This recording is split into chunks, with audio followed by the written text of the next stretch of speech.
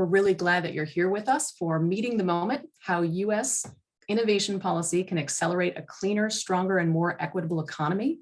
I'm Natasha Vidangos, Senior Director for Climate Innovation and Technology at the Environmental Defense Fund, and I'm very pleased to just get us kicked off started by passing the microphone over to Josh Freed to begin the event. Thanks for being here.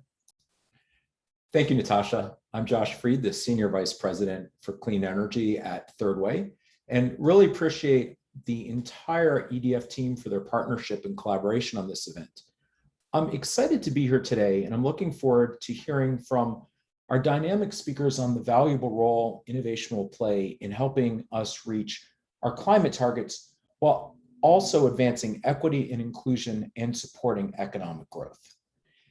In the climate and energy space, you hear the word innovation thrown around a lot, but it's not always something that most citizens can contextualize or policymakers explain well to their constituents, which is why it's so critical we understand the value of innovation in moving us toward a clean energy economy while creating jobs for American workers in emerging industries across the country.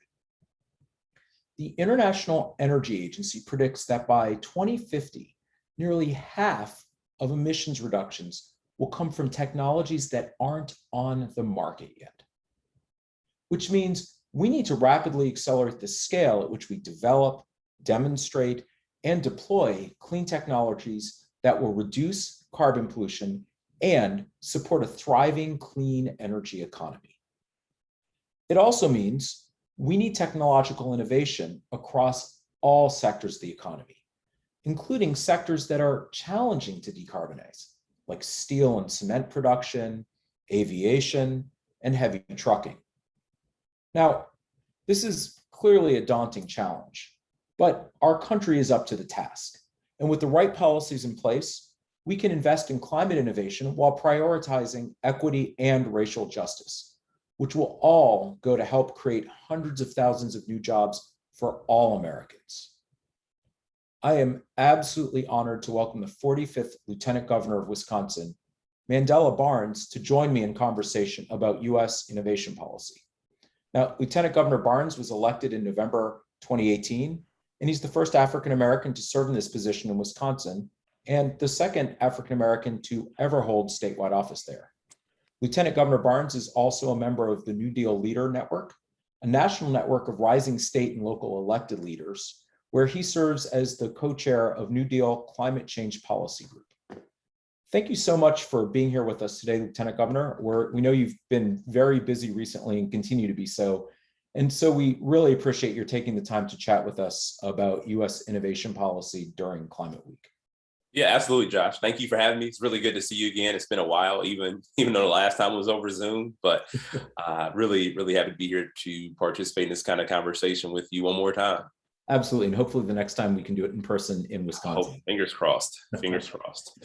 So you were appointed by last year by Governor Evers to lead the governor's climate change task force to discuss ways Wisconsin can tackle climate change and give direction to the governor's goal of 100% carbon-free energy by 2050.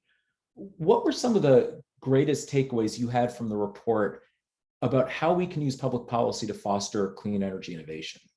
Absolutely, and two quick things. I always got to make the correction. Everybody defaults to Evers. It's the hard E at the beginning.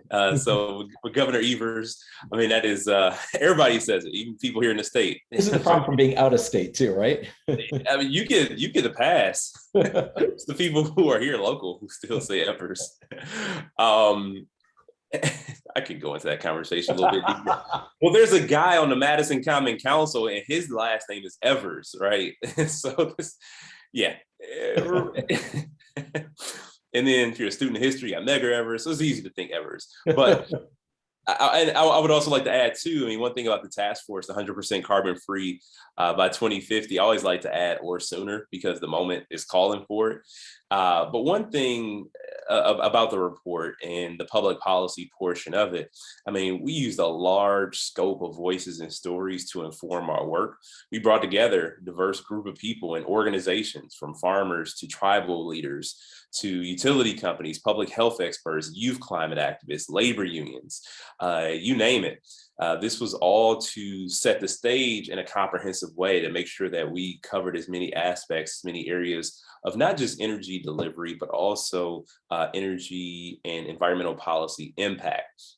And with that being said, we were able to come up with a broad range of solutions, over 50 that span 9 different sectors. This included transportation, agriculture, environment, clean economy, resilience, and food systems.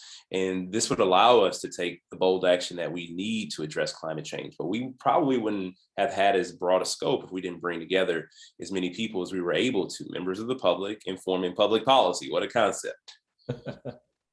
Yeah, it's absolutely. And another part of this that I'm interested in when you talk about the public providing input on public policy is there's a report research compiled by environmental entrepreneurs in the Clean Energy Trust that highlighted how small businesses drive Wisconsin's clean energy sector. I think last year it was 62% of the state's clean energy businesses employed fewer than 20 people.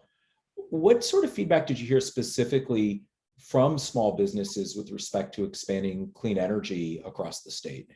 Well, that's the thing. Small business growth fuels the majority of our job growth in the state and across the country. And with that said, these are the economically sound decisions that small businesses are making, whether it is for their own bottom line or whether, it is because what the people are calling for. People want to spend their dollars responsibly, especially as so much corporate irresponsibility gets highlighted. People want to know that the money that they spend is going towards the right thing, is going towards a more sustainable future. And while undertaking, new initiatives can be a burden for small businesses, any new initiative can be a burden. When you're making a transition, it's not always easy. But I can say what we've heard from folks who've just gone ahead and done it. It has been good on multiple fronts for them to be able to save money, to also be able to contribute to combating climate change, and also having customers who just feel really good about shopping with them, about spending money with them, about doing business with them. And as was said, small businesses drive Wisconsin's clean energy sector. In 2020, 69%, again, of our clean energy businesses employ fewer than 20 people. And this is the trend that we'll see at least continue into the future. But we have reasonable expectations that this trend will only increase in the coming years. Yeah, and you talk about this trend and also the goal of 100% clean by 2050 at the latest. We talk about it as fast and fair as possible to reach that goal of 100% clean or net zero. And we think about this at the federal level, but states and localities are where the rubber actually hits the road. Are there recommendations or takeaways from the task force that you would recommend the federal government borrow and replicate so that we can move faster? Yeah, I would say there are so many different sectors where we can engage, and agriculture is one of them, especially here in a state like Wisconsin, where it is so important to our economy, so important to the cultural fabric of our state. But I'll say that federal partners can learn from the works that not just Wisconsin, because we were dormant in this space for 8 years before we took office. In many ways, we took steps backwards, and there were many other states who were able to show climate, environmental leadership, responsibility, and stewardship. And we were able to learn from those states. We were able to learn what worked, what didn't work, and what had yet to be attempted or tried. And again, I can go back to that diverse coalition to create the solutions that were specifically focused on Wisconsin. I know a lot of times some of the slogans that get thrown out there, some of the things that people say, give people a little bit of pause. And I think regardless of the approach, whether you want to be as bold as possible in talking about a just transition, or you're going as far as you want to go with a Green New Deal, for instance, the fact is we have to be state specific, because the opportunities that exist in California and Florida are going to be much different in the Midwest. So there has to be that flexibility. There has to be that room to say, well, we're going to use the opportunities in whatever part of the state or whatever part of the country we possibly can. I know, for instance, that even from a regional perspective, all the solutions just in Wisconsin are going to be different depending on what corner of the state you're in. You're near Lake Michigan, your opportunity is going to be a little bit different than if you're closer to the Mississippi River. If you're by Lake Superior, it's going to be a little bit different than it's going to be at the Wisconsin-Illinois border. So allowing that flexibility is probably the most important part of the conversation that needs to be had, because there can be real fear amongst people in different parts of the state who are concerned about, what the transition is going to look like for them economically. Wisconsin isn't a coal or oil state, so we don't have those things in the way. But there is a reality for people in Kentucky, in Eastern Kentucky, people in West Virginia, people in North Carolina and parts of Ohio. And one thing we should do is, I think it makes more sense for us to lead with the transition piece. I think it makes sense for us to lead with the economic benefits. And then explain how not just is this a benefit for the country, not is this just a benefit for the globe, it's a benefit for individuals personally, being able to be employed in safer industries, industries that are much better overall for a person's individual health. And we have to look at the impact that climate change and also these extractive and dangerous industries are having on folks who are employing them. And there are many local municipalities, tribal communities, and organizations that already have solutions. And one thing we can look at is how the federal government can be a partner in scaling up versus reinventing the wheel. Yeah, no, that's really helpful, and it brings it down to a more local level of thinking about these as issues that individuals experience, and then back up to the more industry and sectoral and state level. Given that it is Climate Week and the UN General Assembly is meeting, you traveled as Lieutenant Governor last time there was a COP that met in person, to COP 25. At a time when the U.S. did not send any senior members of the Trump administration to attend the conference. With COP26 around the corner, how can the U.S. establish itself as a leader in climate innovation and clean energy technology? Yeah, that's a really important question.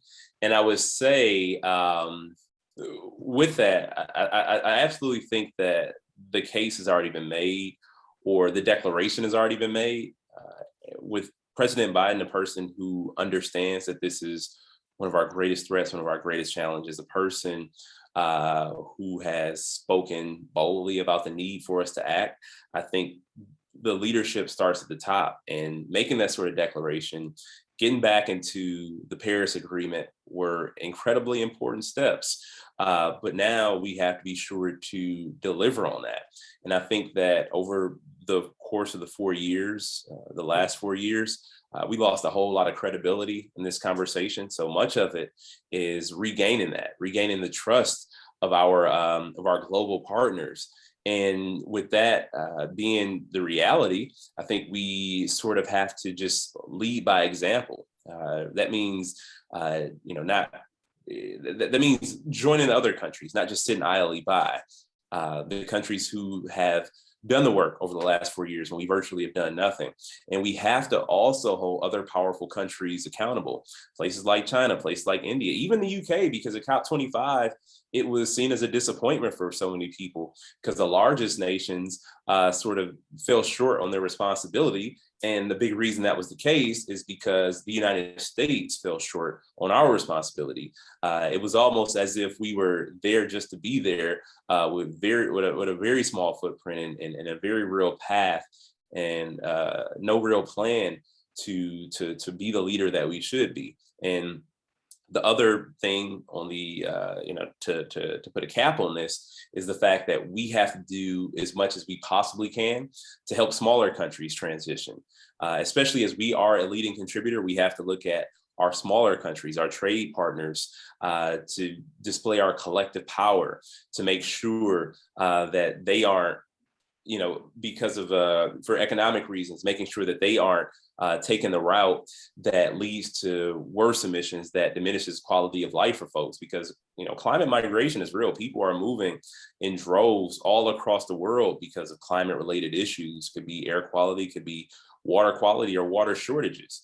And with our collective power as well, we have to also maintain our commitment, our dedication to helping states, letting all the subnationals know that they aren't on their own anymore. When we put out our task force report, this was with no expectation of any help from the federal government, not knowing what the November election was going to bring. We just wanted to talk about what we could do on our own in hopes that one day the federal government will come on board. And now to have those commitments from the Biden administration is going to be incredibly helpful.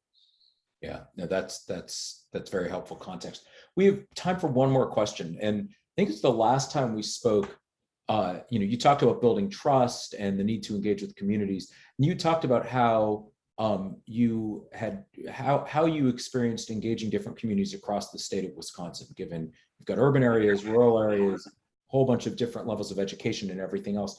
Can you talk a little bit about that to close out? How do you engage the diversity of constituencies in the state, and how do they respond when you talk about climate change? So it just depends on where you are. I think we have to look at this in sort of we have to look at the economic perspective. There are opportunities with our tech college systems that are offering certificate programs in solar and in wind. But this is the story I tell all the time about my dad. It's like nobody approached him with some climate change conversation or, at that point, some global warming conversation. It was a job opportunity. Yeah. My dad, his degree is in elementary education, but he worked on an assembly line and he assembled catalytic converters. The reason vehicles had to have catalytic converters is because the EPA and the Clean Air Act required lower emissions for vehicles. And the only way that was going to get done was with catalytic converters. Turns out somebody had to build those catalytic converters. And this is the same way, like here in Wisconsin and across the country with renewable energy when it comes to solar and when it comes to wind turbines. We have to build these in the United States of America. This is the conversation we have to have. When we're talking about job creation, people, the conversation about climate change specifically isn't as relevant to folks who are just trying to put food on the table, people who are trying to earn a living. And that's one of the things people have been using on the other side of this conversation to keep fossil fuel industries afloat. What are we going to do with the coal miners? What about people who are drilling for oil in the Gulf Coast? They always lead with the job aspect of it. And we have to do the same because there's way more opportunities in job growth and job creation in renewable energy than in fossil fuels. Well, especially in a conversation about innovation, that is a great way to wrap it up today. Yep. Thank you again, Lieutenant Governor, for taking the time to speak with us today. Always a pleasure and always a fun conversation. I'm happy to pass it over now to Natasha, who's going to lead our next segment for the event. And we have a fantastic group of panelists prepared to speak, and I'm excited to hear from them. Thank you again, Lieutenant Governor. Thank you. And thank you, Josh. So transitioning over to the panel, we've heard a lot of themes that I'd love to pull out there. For those of us who really focus on federal policy as relates to innovation, there's a clarity and there's a deep understanding across the field that we really need more of the tools in the box. A lot of net zero strategies that we're relying on are dealing with technologies that are not completely out of the gate. And so ensuring that we're fomenting innovation in a meaningful way is really, really critical. But how do you connect that federal policy, which can be rather abstract, it can be technical and wonky, it can be its own specialized language. How do you really connect that to people? So today's panel, we'd really like to dive into that question a little bit more deeply. The transition to net zero economy is really going to require a complicated balancing act. We need, on one hand, dramatic decarbonization at an unprecedented rate, technological transitions that will impact all sectors of our economy, from the hard to abate all the way to kitchen tables across the country. And while we do that, we have to ensure that we're creating a transition that provides good paying jobs and protects people's livelihoods while building the workforce of the future, recognizing and addressing the injustices that exist in the current system, and also creates a positive trajectory for all. We also know that the year and a half of COVID-19 has wreaked havoc on R&D budgets and the prioritization of innovation. There's a lot of turmoil out in the globe. And yet there's also a consummate opportunity in the form of all of the different legislation moving across the globe for stimulus, for healing, for moving forward. And that's very, very true here in the United States, where some of the most consequential bills are being discussed and considered in Congress that would have enormous implications for innovation going forward. So one could really ask the question, if we're really talking about R&D and innovation, technological opportunities, that starts, at the sort of R&D state, but doesn't all of these questions about the human effect, the human impacts, inclusion, equity, deployment, doesn't that all live at the end of the pipeline? How could we possibly think about the implications of the technology at the end while we're talking about the development at the beginning? But one could also ask, how could we not? If innovation really is one of the greatest opportunities for us to solve problems collectively as a society and, meet the moment and reach the climate crisis where we can really find solutions, then that's something we're going to need to do together. So we have a lot of things ahead of us. We need to identify the most impactful opportunities to address the climate crisis through innovation. We need to empower our scientists, entrepreneurs, and innovators, creating systems that get technologies from R&D over the valleys of death to commercialization and deployment. We need to be flexible and tolerant of risks and dead ends. That's a fundamental aspect of innovation, no matter what. And we also need to work together to incorporate perspectives from different communities and stakeholders to define together the problems that need solving and how we can solve them. So this isn't a new problem. Innovation is happening across communities in the United States every day. We have a lot to learn from one another, but we can also really move this forward. I'm delighted to have an excellent panel here today. You can find all of their bios in the main website for this event. I will not read them all in detail to save a little bit of time, but I'm pleased to welcome Chris Deschini, former congressman and board member of the National Intertribal Energy Council, Jason Walsh, the executive director of the Blue Green Alliance, and Jetta Wong, senior fellow at the Information Technology and Innovation Foundation, and also president of JLW Advising. So let's dive right in. I would love to start with some positive examples. We heard already some interesting stories coming out of Wisconsin from Lieutenant Governor Barnes, especially for Jetta and Chris.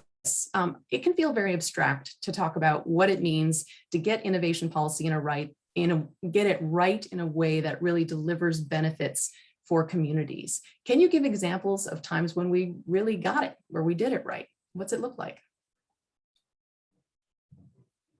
Chris, do you want to start? Sure. So good afternoon or good morning, wherever you are. Chris Deschini, member of the Navajo Nation. We would say Yate do Hehe Kwaetsad Bashaho Agi Bahenison. A lot of words for just saying, hey, thanks for the opportunity.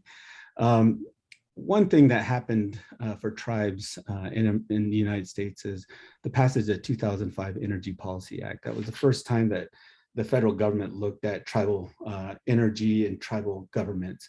From that, the Office of Indian Energy was created at DOE, where Jetta and I served under the Obama administration.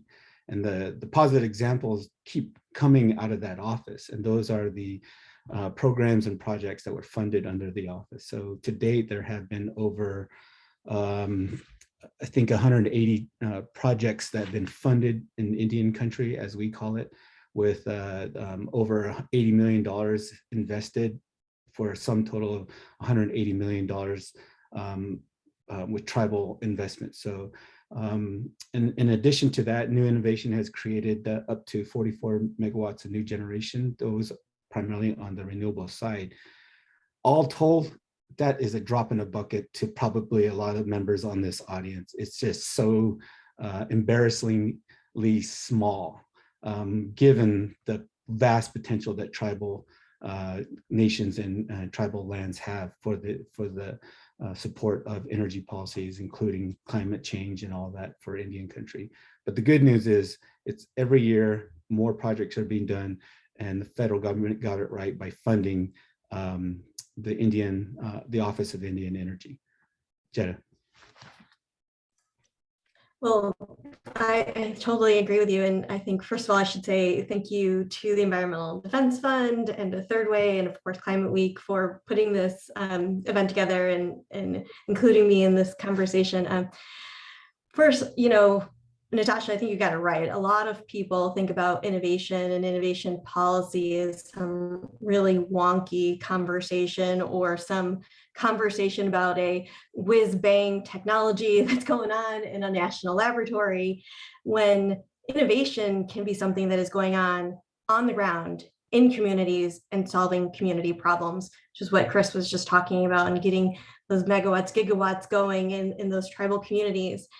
One policy that I think has been really successful that the federal government has supported, the Department of Energy has supported, Economic Development Administration has supported, are incubators and accelerators that work in communities across the country to really understand what are those problems that communities have? How do we bring technology and new startups and entrepreneurs to those problems? And so one example that I'm pretty lucky to be involved with, or in the past have been involved with, is the Los Angeles Clean Tech Incubator. They are an organization in LA that is grounded in the problems of LA. And just one example of that is the Transportation Electrification Partnership that they launched in 2018 it was. And it was all about, I should say, understanding the community problems, understanding what the state can do, what the federal government can do to bring new technology to the transportation sector there in LA. They did community outreach, they did requests for information, and they brought together a whole group of state, local, private sector, nonprofit community members to launch pilot demonstrations with their startup companies, to bring new policy to the table, to encourage the federal government to do more in the transportation space. And over the last 10 years, LACI has been a very successful organization, starting 200 or helping 281 startups, creating more than 2,300 jobs, and bringing more than $636 million to the area.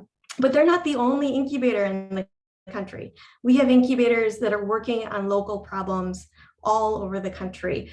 Bright Innovators is another one in Ohio that is looking at the fact that they have excellent manufacturing capabilities that have slowly deteriorated over time. How do they bring that back? How do they bring entrepreneurs into that manufacturing community? And how do they work with the labor community that is right there with them, is trying to understand what are these new jobs that you're talking about with these entrepreneurs? So I think incubators are a great opportunity. Federal support is, has been going on, and we need more of it.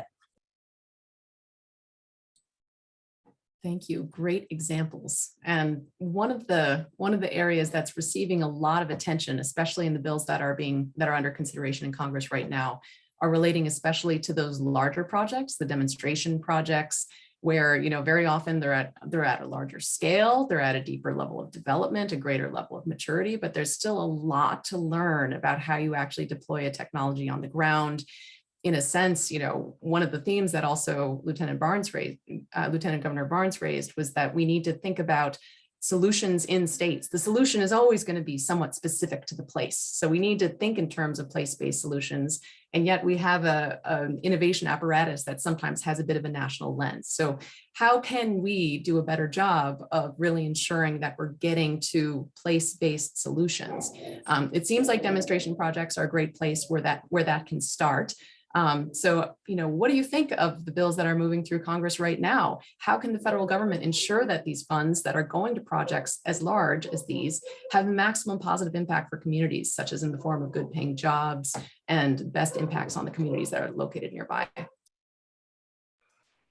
Well, maybe I'll start a little bit on that one. Something that Natasha knows that I've been doing quite a bit of work on.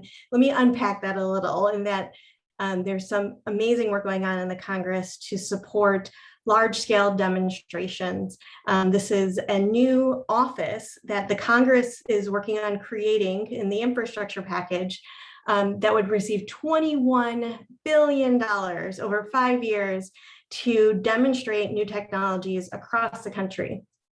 But as Natasha said, we need to make sure that those demonstrations are going on in communities that want them, that will benefit from them, that understand the value of those technologies, and can participate in seeing those technologies actually demonstrated and deployed. And so with the establishment of this new office, I think it's coming at a really great time because this administration has also made environmental justice a very high priority. Some people probably know, and maybe Chris can talk about more, the Justice 40 initiative that President Biden launched, which is a whole of government approach to addressing our environmental justice issues. It's requiring 40% of the benefits from clean energy investments, clean energy and climate investments to go to disadvantaged communities. And I'm really happy to see that it's already being implemented in funding opportunity announcements coming out of the Department of Energy. So you can, if you're looking for money from the federal government, you should know that they already put out guidance. The White House has already put out guidance. You should be aware of that and how these different programs are going to be asking for information about, have you engaged with communities? What are the benefits that these new demonstration projects are going to bring to your community? And there are lots of different ways that we can do that. And Chris, you probably have some ideas of some of the ownership opportunities with demonstration. I know that you've worked on that quite a bit. Sure. Thank you, Jetta. To the point of investments of dollars into Indian country, roughly 11 billion is being dedicated for tribal infrastructure development, not necessarily energy. Or we're looking at water as well. We're looking at improvements to facilities like hospitals and schools. In the energy sector, I think there's an allocation of about 2.5 billion. If you do one transmission project, you're not even going to pay for that project. So the point here is, even though there are billions being allocated on demonstration projects, it's still not enough for tribes. And what I think is part of the solution, in addition to this, and I think Congress misses the mark, and it's only I think it's a function of education. The group that I'm working with, the National Intertribal Energy Council, is working to create an organization that supports energy development, but in conjunction with partners like professional tribal advisors, folks like me who have been working in the industry for years and decades. But the main key is addressing the relationship with the energy and climate and environmental and all the sectors that are involved with this focus. And that is an industry partnership that takes these dollars that are coming from the feds to the next level. And through those partnerships, arrangements, structuring, we have a lot of ways to create returns for tribal communities. And today, tribal professionals like myself are in place to support tribal development that eliminates the old models of what I call the colony models, where they're just taking resources from the tribes. Now, tribes are about equity, ownership. They want to direct, they want to be able to take resources to then support not only the programs, but also look at the larger health and welfare of their communities. So good start on Congress. I still think they're missing the point, but if we then just kind of open it up and industry comes with federal dollars and programs. One classic example, I'm going to throw a plug for Jetta, is her group. When we were there, they work with industry to create innovation and technology changes for for the industry itself. My job was to kind of put the tribal hook to it and hopefully increase that. And one last point, tribes don't need to take energy in terms of the old model, right? We don't need to do the vertical integration, the horizontal kind of, the power lines are the classic example of that. Tribes now need to leapfrog and forget about the old utility model, but look at the new distributive model tied to, say, microgrids, and looking at new ways of supporting energy generation for the benefit of their communities. And I think we need to fund those kinds of programs that kind of think ahead and adapt to the situations. Thank you. I saw Jetta had one follow-on. Then after that, I'd love to hear from Jason about where this goes in terms of the jobs impacts. Well, thank you, Natasha, and thank you, Chris, for bringing up the Office of Technology Transitions at the Department of Energy. They have done a ton of work to do exactly what you're talking about. It's more about those partnerships in creating partnerships with communities, partnerships with industry, partnerships with labor, which I'm sure Jason is about to talk about. And part of that, I think we often miss is it's not just about, okay, we're going to take in information from communities and we're going to make sure that they're engaged. We also need to be thinking about closing the wealth gap. We want to make sure that these new demonstration projects are going to potentially be owned by some of these communities. We need to be thinking about how are there different business models like Chris was just talking about. We're going to do microgrids. Well, does that need to be owned by a big utility? Could that be owned by a community so we can make sure some of that wealth is getting back into that community? So those are other important things that we need to be thinking about. And pension funds at local governments, pension funds at unions, they can also be owning some of these projects. So I think that there's a lot of good opportunities here. So Jason, I know you want to talk probably about this a bit. Yeah, I'd love to, but I didn't want to interrupt either of you because you had really important things to say. I mean, I would, to your question, Natasha, about supportive federal policies, both Chris and Jetta gave great examples, but let's just name the elephant in the room here, right? Which is the examples that have already been provided are within legislation in Congress right now, and we are in a make or break moment.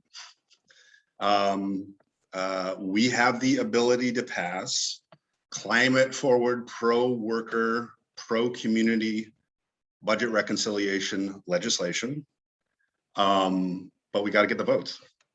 And the fate of that budget reconciliation legislation is very much tied to the fate of a bipartisan infrastructure bill that was passed by the Senate over the summer. So I want to be very clear about that, particularly for the folks listening in who are in the US. If you're not talking to your members of Congress about the importance of passing federal legislation, now's the time to do it, because I'm not sure we're going to have another opportunity like this in the near future to actually make historic levels of investment and new policy that meet not just our climate crisis, but also various other intersecting crises that we face as a country.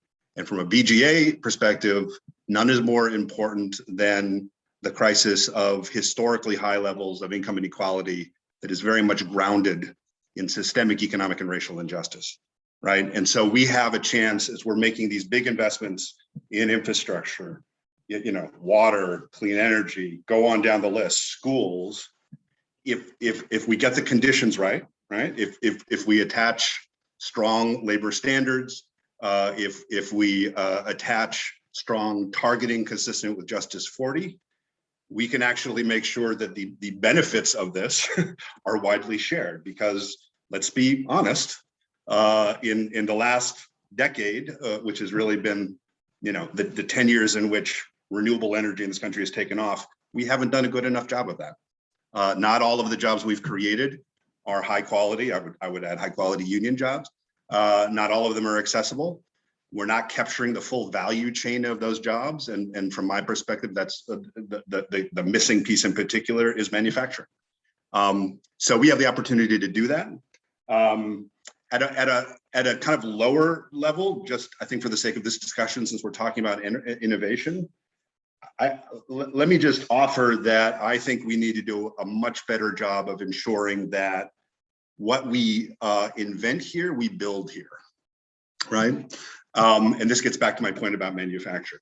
We at this point have a depressingly long list of examples of technologies that were developed via R&D, US funded R&D, often in our national labs, and then they're deployed, commercialized in other countries, right? There are a whole bunch of reasons why that happens and a bunch of policies we got to consider as we think about that. But certainly one of them is conditioning our R&D investments in much clearer expectations about recipients' plans or even commitments to commercialize that technology in this country in very concrete ways that workers and communities benefit. I think when we often miss a step when we're talking about the spectrum from R&D to deployment, right? It's actually a virtuous cycle.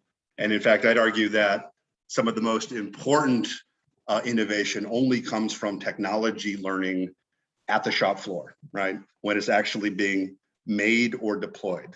And then if you've got the R&D link to that, then it goes around in a circle. Then let me make one more point, and this builds on something that a couple of other folks have said. Innovation means change. It means changing conditions for workers. There have been a couple of references on this call to transition and to the term just transition. That's a term I like a lot. I've done a lot of work on it.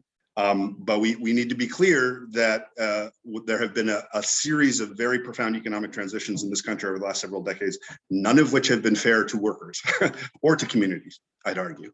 And so that's largely because policymakers have failed to design an adequate policy response to those kind of changes. So as we make this shift, that's got to be a part of it. Thank you, Jason. Many great points. Jed, I think I saw you had one follow on. You're here to what Jason just said. It was whatever it was, it's fine. I'll go with US manufacturing. Absolutely. Absolutely. Jason, since we're on the topic, would you like to talk a little bit more also about just US competitiveness? Obviously, a lot of countries are investing a great deal in new technologies. These things are becoming hot markets in many ways. How do we stack up? How do we do better? We can do a lot better. And just starting from the principle, right, that we are not going to rebuild prosperity in this country if U.S. workers and communities don't reap the benefits of this kind of a transition. I'll go back to the manufacturing example, and then I'd love to hear from my colleagues. EVs, right? We are in the middle of a profound transition in our automotive sector. It's going to happen. That's the one thing we know. But whether it happens in a way that benefits workers in this country and communities in this country is very much up in the air.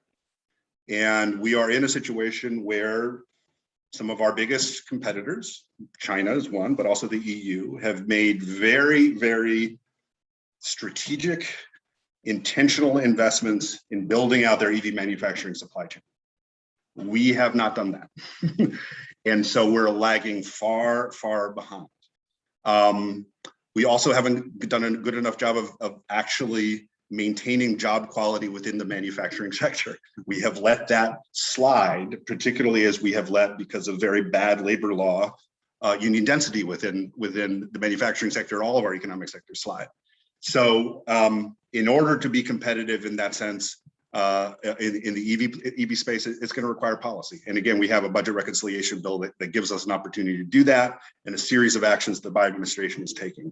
I would also just say more broadly in the industrial space, US manufacturers have to be better positioned to compete in what I think will probably be the most important global economic race of our lifetime, right? Which is selling clean technologies or selling any product made in cleaner ways to the rest of the world and domestically.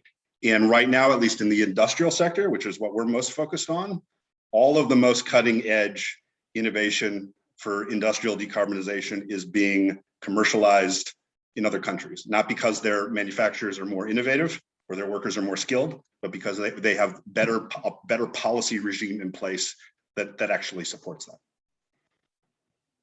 I'd love actually to move on to that topic. Obviously, there are a number of sectors that are very hard to abate, hard to decarbonize. Industrial sector is a natural one that gets talked about: cement, steel, manufacturing. There are others as well. Innovation is very often considered a tool that really should be prioritized towards those areas because we may not have the solutions that we need right in front of us. Appreciate your comments, Jason, about how we really need to get ahead of the game and make sure that those jobs stay here in the United States, that innovation, is happening here. Curious to know if others also feel that there are other policies that can help us do better in the hard to abate sectors in terms of innovation. If I may, this is Chris. So there's a lot there. I feel like I could teach a whole class all day on this, especially with the areas that I'm familiar with. First off, regarding Indian country is open for business. So folks need to turn back instead of looking, and no offense to the outside world, to the external buzz, but also look internally to their indigenous communities and say, look, there's a way to do this and get all the benefits that we're talking about here today. A lot of smart people out there, and there's a lot of opportunity. So I would say Indian country, in the United States at least, is open for business. In the hard to abate sectors, couple points. One thing that we're doing at the NITEC Council is looking at possibilities of nexus industry, so water, agriculture, even housing. And then there are what I call the four-letter industries, right? So coal, oil, gas, and mining. Even in those areas, we are looking at supporting potentially, and I don't want to speak for the whole board because I know the board is diverse, but there are opportunities to help clean, for example, mining operations in and around Indian country. There are mining groups that are looking to change their production, their models, and support better outcomes for tribal communities. The problem is that the education is not there on the tribal side, at least, for the understanding of new technologies, new methodologies, new development, and renewable energy that would go, for example, and supplant generational needs for mining operations.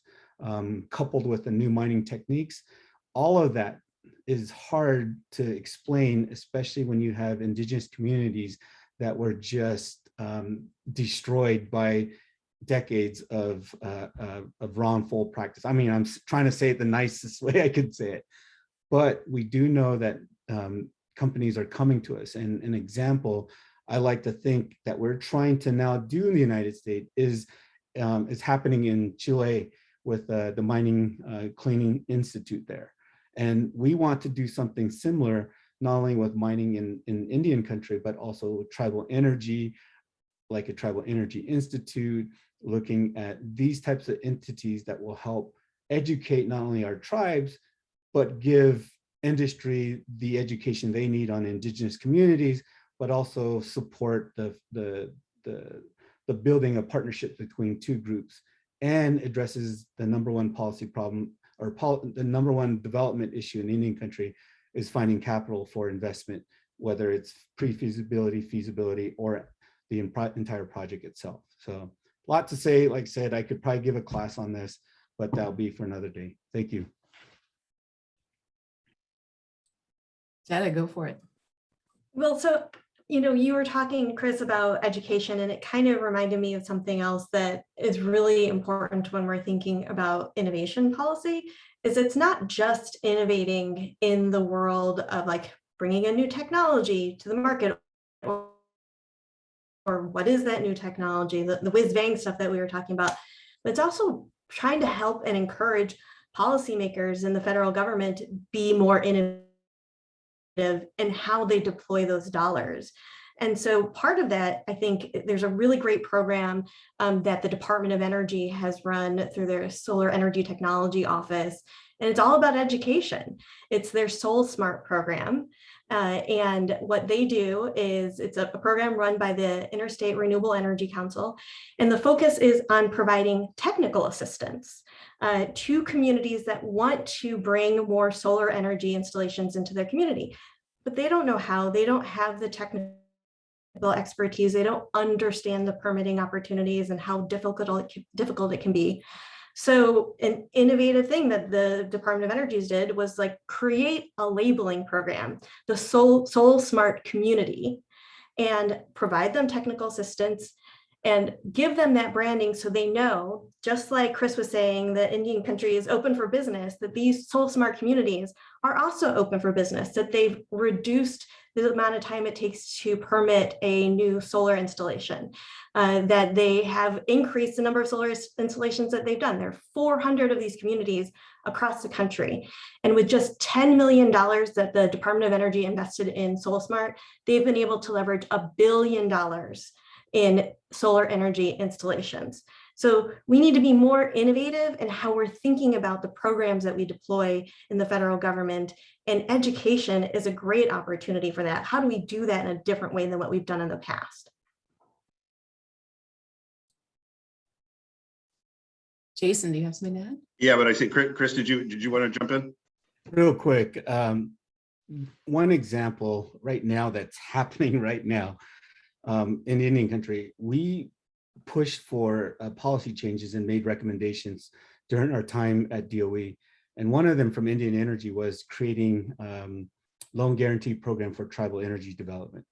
Today, we have a program that's $2 billion strong under the loan guarantee program.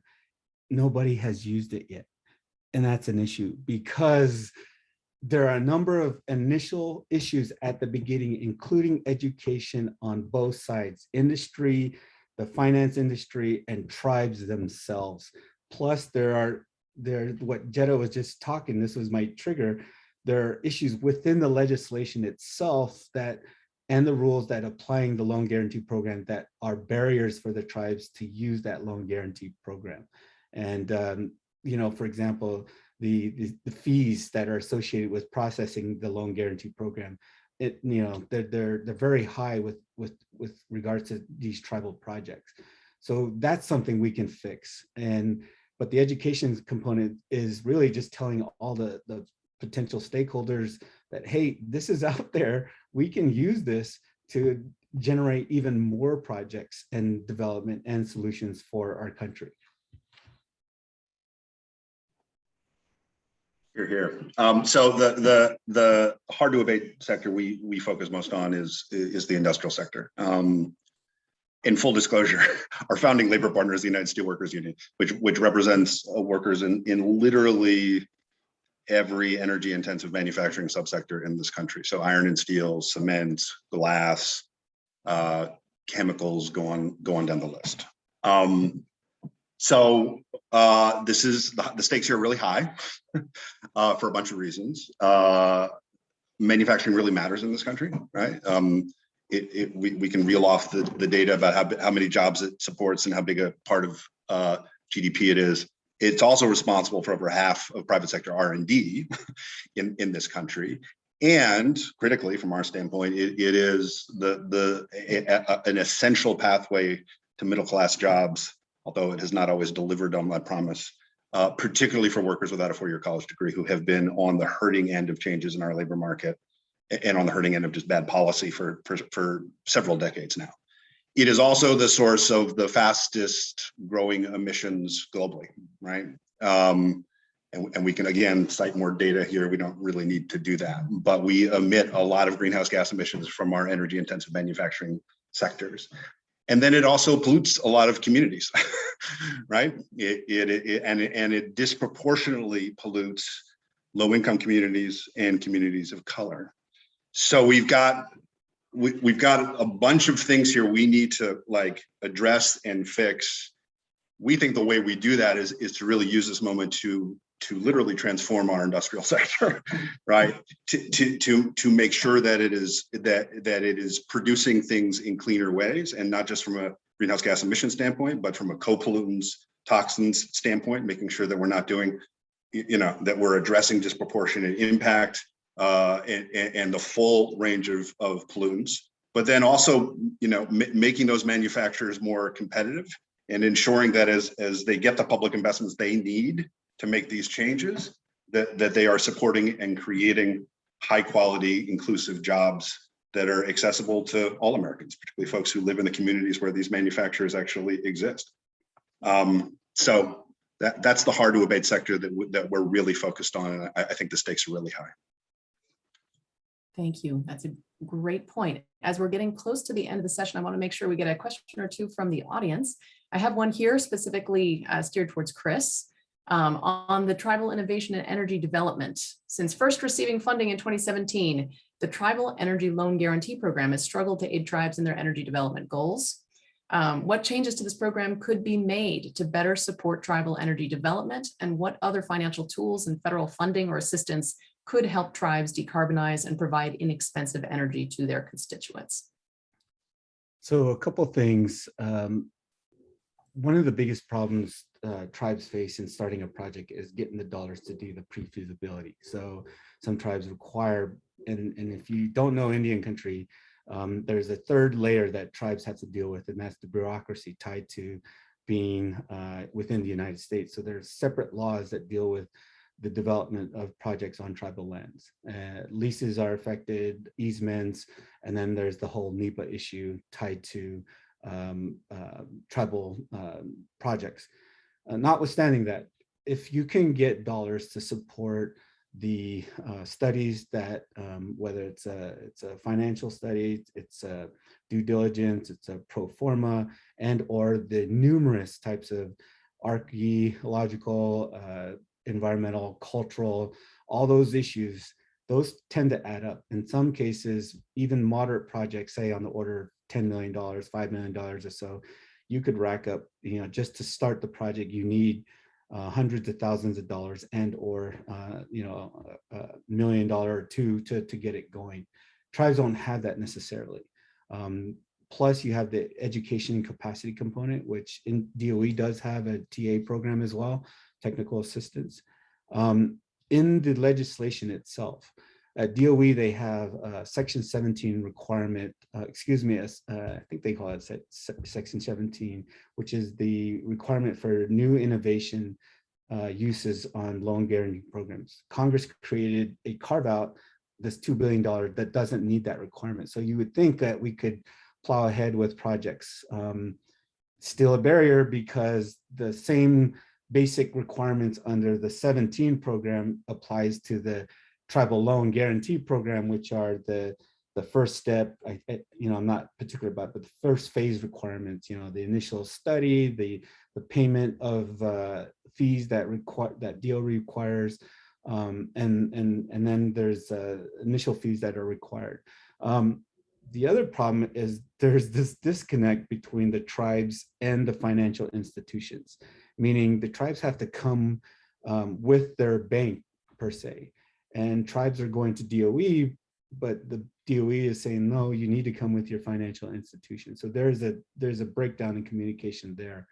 And so part of my job is to really kind of identify these, explain them, and hopefully kick some of these obstacles out of the way so that we can continue development. But the last thing I will say, in other programs at DOE, there is this problem with the matching requirement. At DOE for tribal energy programs, it's a 50% match. So if you're applying for $1 million, you got to put as a tribe $500,000 down to get funding from DOE. That is a problem. Other programs in the federal government have 10% or even 0% matching requirement, but DOE somehow has still for its programs this 50% matching requirement, which kills a lot of projects, I think. Thank you so much. And we are actually practically at time. I was writing notes to myself here of all of the things that I wanted to summarize, and I found that I was basically writing every word all of you said. So it won't do very well with the summary, but a couple a couple things that have been said that I think are really, really valuable to end on. We can do better. We need to do better for workers, for communities. There's an enormous opportunity. This may well be the make or break moment in terms of the bills moving through Congress right now. So if these are topics that you care about, now is a moment to get involved. There are great examples out there of this working well. We should learn from them. The learning should go both ways. We should do better in terms of technical assistance and ensuring that there's a greater understanding of how this process works. But there's also a lot to be learned by federal policymakers about what it really means to do innovation and to be innovative across the board. We can also be innovative not only in how we develop technologies and the technologies that we are directly developing, but also in how we get there and how we use policy to get us there as well. Innovation does mean change. And we can do a better job than we've done before at navigating these periods of change in a way that really works for all. So I want to take a moment to thank you all on the panel. Thanks to everybody who's tuning in. We really appreciate you being here. This event will be recorded and I believe it will be shared. And best wishes, stay well.